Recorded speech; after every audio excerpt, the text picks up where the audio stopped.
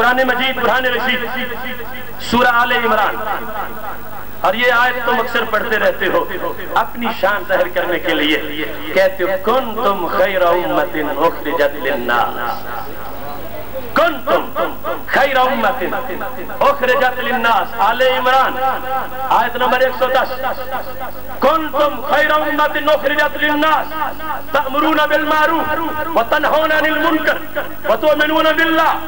اے آج سینے چوڑے کر کے کنتم خیر امت کی آیت پڑھنے والوں سوچو تو صحیح، جب رب نے پڑھی تھی تو سامنے کون تھے؟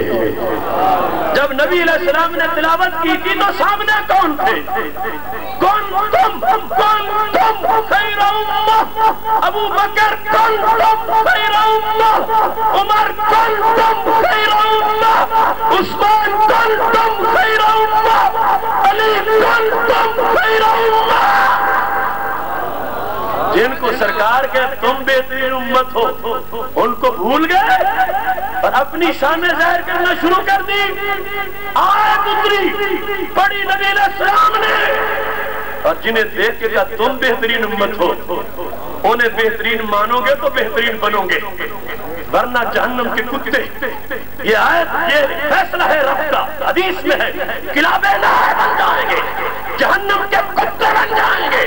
کون تم خیر امہ والے جو خیر ہے، ان کو جو خیر نہ مانے گا وہ کبھی خیر امت نہیں بن سکتا، وہ یہودیوں سے بدتر، عیسائیوں سے بدتر، ہندوؤں سے بدتر۔ کون تم خیر امہ وہ بنے گا جو پہلے خیر لیڈر ہے ان کو خیر مانے گا، ان کے پیچھے یہ بھی خیر بن جائے گا، اور اگر ان کے بارے میں کس نے ڈنڈی ماری، ان کو نکالنے کی کوشش کی، ان کے بارے میں بھول رکھا، تو پھر کبھی بھی اس لسٹ میں نام نہیں آئے گا۔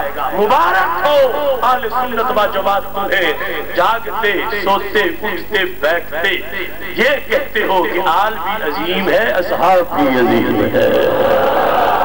کل کسی نے اگر ہمارے مقابلے میں جلسہ کرنا ہوگا تو اس کو اپنا گھڑ کے قرآن لانا پڑے گا، یہ قرآن اس کا ساتھ نہیں دے گا، یہ قرآن اس کا ساتھ نہیں دے گا، نہ کوئی پڑھ سکتا ہے نہ کوئی سنا سکتا ہے۔ اس واسطے ہمیں شرح صدر حاصل ہے، آج بھی پڑھیں گے، حشر کے میدان میں بھی انشاءاللہ پڑھیں گے۔